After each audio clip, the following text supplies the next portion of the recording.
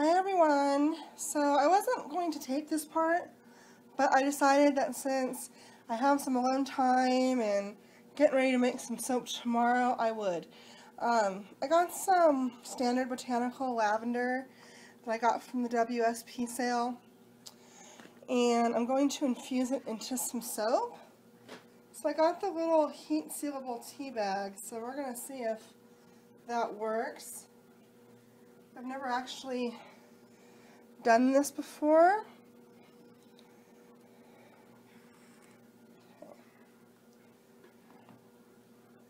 Hey, well, you know, that worked. There, that worked. That's a nice little packed little bag there. And the seal is on that one. I guess it's on this one too. It's on the side where there's ridges. I don't know if you can see that. So it seals just like when you have a tea bag.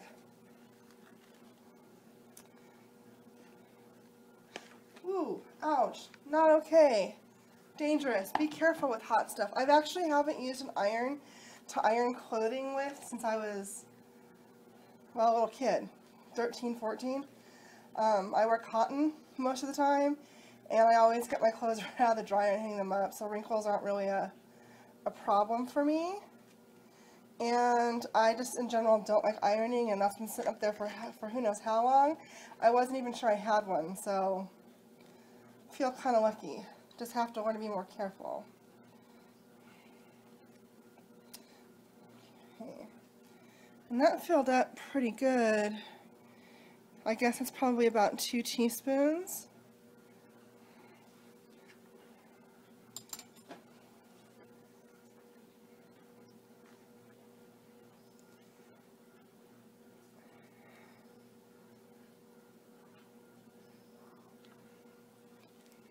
There we go. I'm just taking the side of the iron, and you can see the crease mark there. These are the little ones. They were out of the big ones, otherwise I just do one big one. And I'm just setting the edge of I'm putting this and setting the edge of the iron just on the edge of there for about however long that was, 5 seconds, I guess. So I'll do the last one, and then I'm going to soak 2 of these in olive oil and 1 of them in water. I want to see if the lavender will infuse into water. It should. If I put hot water in it, it's like a hot tea.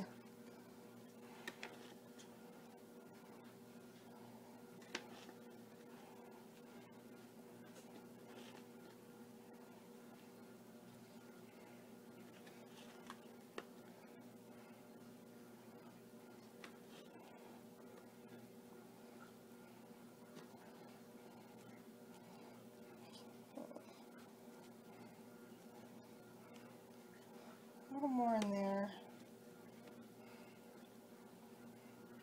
So this is a 2-ounce bag, just in case you're wondering how much that is. That's a lot.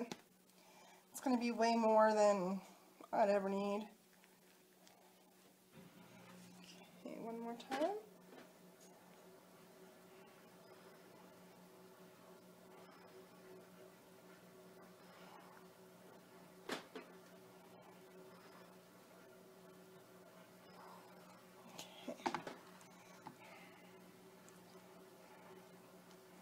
Okay, perfectly sealed. So let's take the iron, turn that off, and plug it. Okay.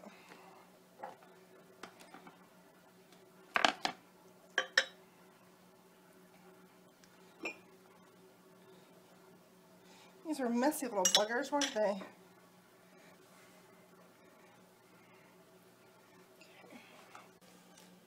Okay, so here's my jar that I'm going to be infusing in. I'm going to start with 1. Let's see, tare it to 0. My recipe calls for 5.6 ounces, so I just want to make sure I have enough oil to cover both. And I will. I'll stick that one in there. 4, 5.3.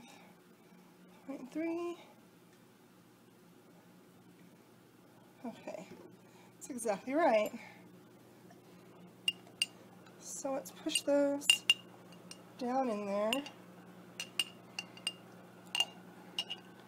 Make sure they're getting really wet.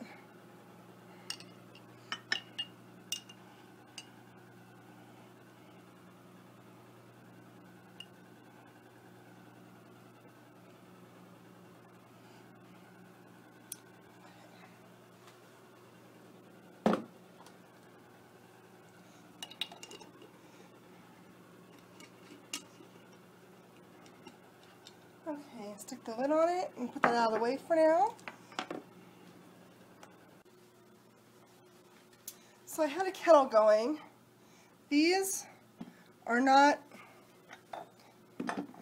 kinds of kettles are not commonly used in the United States, but Australians will be familiar with them. Probably British people too. And you can get one of these at Walmart for like 10 bucks around the end of the kitchen row. Totally worth it. I'm going to use, my recipe calls for 4.8 ounces water, and I need 2 of it for the lye. So I'm going to run it up to 5, because I am using a significant water discount. That's 1, 2, 2.5, oh, that might be enough. Where'd my spoon go?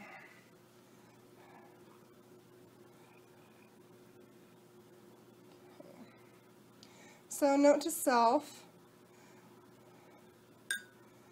the tea bag ballooned up, so I ended up having to, as I'm squeezing down, the air came out of, I guess, a hole in the seal, so we're just going to do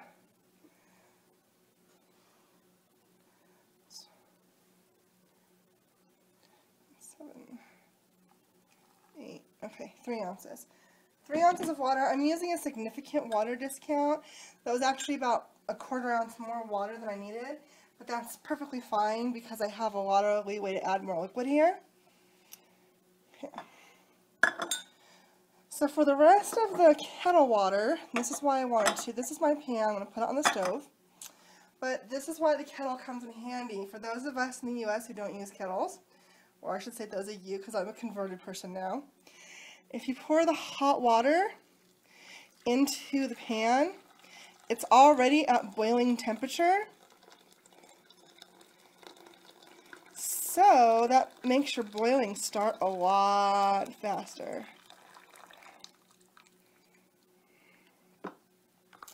And I made sure to have enough water there. I don't know if you can see, but it is just about over the lip of the it's over the olive oil amount, so that's going to start pretty soon. There's even steam coming off of it.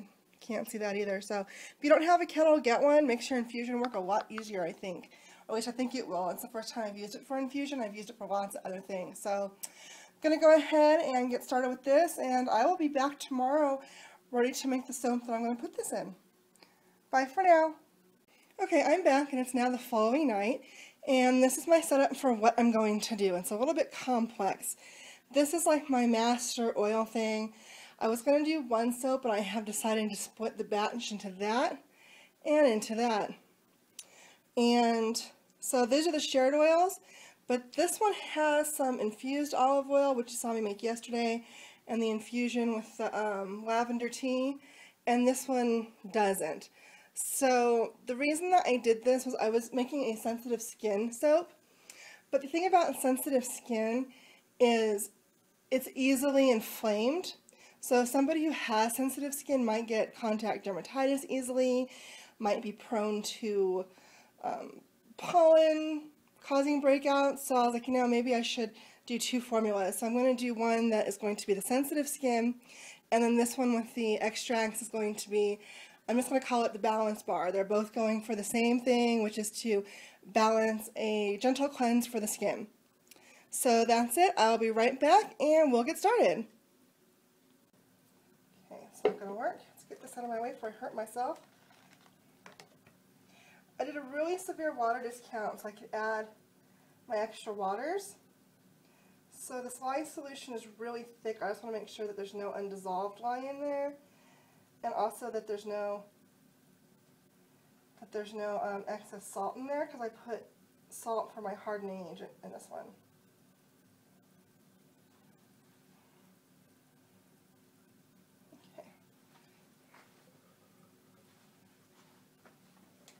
Okay, so here we go.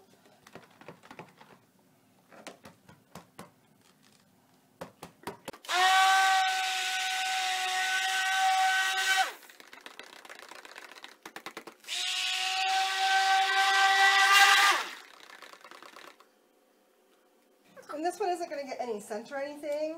It's unscented for the face, so I'm not exactly worried about the color.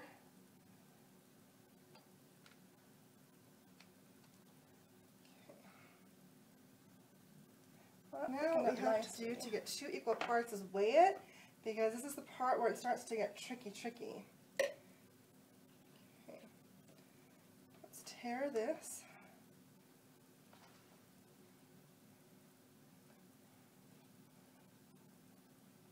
Well, that came out of there nice and easy, even though it's thickening up. That makes me happy. But then, 30 seconds later, this happened. Complete and utter seizure. Fortunately, I immediately recognized my mistakes to what led to this complete soap cement ball blob here. Let me go ahead and replay those for you. I did a severe water discount. I was going to do 1 soap, but I have decided to split the batch into that and into that. Did you catch that? Let's have another good look.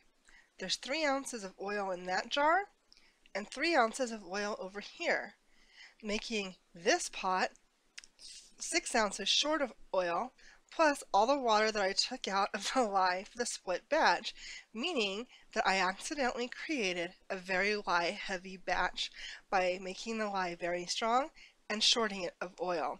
Fortunately, I realized it right away and I attempted it again. So if you'd like, stay here and I'll be back in a few minutes to show you what I did to correct the situation.